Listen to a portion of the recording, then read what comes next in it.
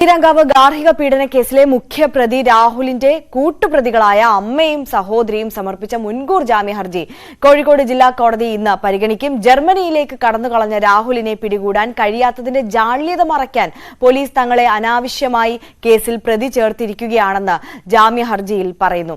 എം.എസ്. അനീഷ് കുമാർ തുടരുന്നുണ്ട് വിശദാംശങ്ങളുമായി. അനീഷ്, ജാമ്യ ഹർജി ഇന്ന് കോടതി പരിഗണിക്കും. ഈ ജാമ്യ ഹർജിയിൽ പോലീസിനൊരു പരിഹാസം കൂടിയുണ്ടല്ലേ? തീർച്ചയായും.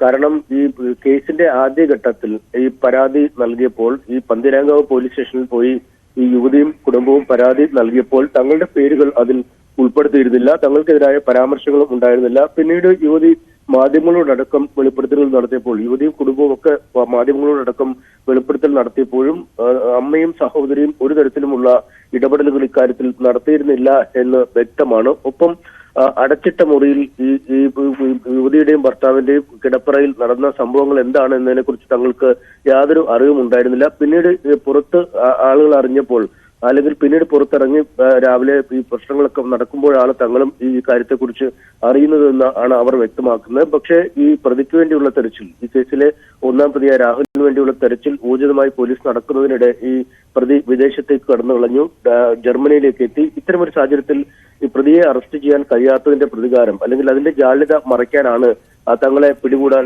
ശ്രമിക്കുന്നതും തങ്ങളെ ഈ കേസിൽ പ്രതി ചേർക്കുകയും തങ്ങളെ അറസ്റ്റ് ചെയ്യാൻ ശ്രമിക്കുകയും ചെയ്യുന്നതെന്നാണ് അമ്മയുടെയും സഹോദരിയുടെയും വാദം. അവർ കോഴിക്കോട് മെഡിക്കൽ കോളേജ് ആശുപത്രിയിൽ ശാരീരികമായ പ്രശ്നങ്ങളെ തുടർന്ന് ചികിത്സയിൽ കഴിയുകയാണ്. രാഹുലിന്റെ അമ്മയ്ക്ക് ഗുരുതരമായ ആരോഗ്യ പ്രശ്നങ്ങളുണ്ട്, ശസ്ത്രക്രിയക്കടക്കം വിധേയമായതാണ്. ഇനി ഒരു ശസ്ത്രക്രിയ കൂടി വേണ്ടയാളാണ്. പക്ഷേ അവരെ ബലം പ്രയോഗിച്ച് ആശുപത്രിയിൽ നിന്നും ഡിസ്ചാർജ് ചെയ്ത ശേഷം കസ്റ്റഡിയിലെടുക്കാനുള്ള നീക്കമാണ് പോലീസ് നടത്തുന്നതെന്ന് ഈ ഹർജിയിൽ ആരോപിക്കുന്നു. ഒപ്പം ഈ വീടിന്റെ താക്കോൽ, ആശുപത്രിയിൽ ചികിത്സയിൽ കഴിയുമ്പോൾ രാഹുലിന്റെ വീടിന്റെ താക്കോൽ ഈ അമ്മയടക്കമുള്ളവരും അവിടെയാണ് താമസിക്കുന്നത്. ആ വീടിന്റെ താക്കോൽ ബലം പ്രയോഗിച്ച് വാങ്ങുകയും വീടിൽ നിന്ന് പല സാമഗ്രികൾ തെളിവായി ശേഖരിക്കുകയും ചെയ്യുന്നുവെന്ന് കുടുംബം പറയുന്നു. ഒപ്പം ഒരു കാർ, വീടിന്റെ മുൻവശത്തുണ്ടായിരുന്ന കാർ പോലീസ് പിടിച്ചെടുക്കുകയും ചെയ്തു. ഇതൊക്കെ നിയമവിരുദ്ധമായ കാര്യങ്ങളാണ് എന്നാണ് മുൻകൂർ ജാമ്യ ഹർജിയിൽ ആരോപിക്കുന്നത്. എന്തായാലും ഇതടക്കമുള്ള കാര്യങ്ങൾ ഉന്നയിച്ച് നൽകിയിരിക്കുന്ന ഹർജിയാണ് ഇന്ന് കോഴിക്കോട് കോടതി പരിഗണിക്കുന്നത്. നേരത്തെ ഈ രാഹുൽ വിദേശത്തേക്ക് കടന്നു കളഞ്ഞതുമായി ബന്ധപ്പെട്ട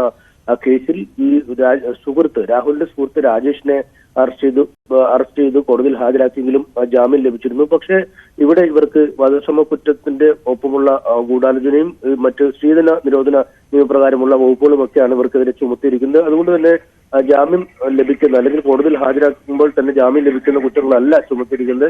അതുകൊണ്ടാണ് അവർ മുൻകൂർ ജാമ്യ ഹർജി നൽകിയിരിക്കുന്നത്. എന്തായാലും അവർക്ക് ഇന്ന് മുൻകൂർ ജാമ്യ ഹർജിയിൽ കോടതി എന്ത് തീരുമാനമെടുക്കും എന്നത് നമുക്ക് ഇന്നറിയാം. ഇപ്പോഴും ആശുപത്രിയിൽ ഇരുവരും ചികിത്സയിൽ തുടരുകയാണ്. ശരി, എം.എസ്. അനീഷ് കുമാറാണ് കോഴിക്കോട് നിന്ന് സമഗ്രമായ വിവരങ്ങൾ നൽകിയത്.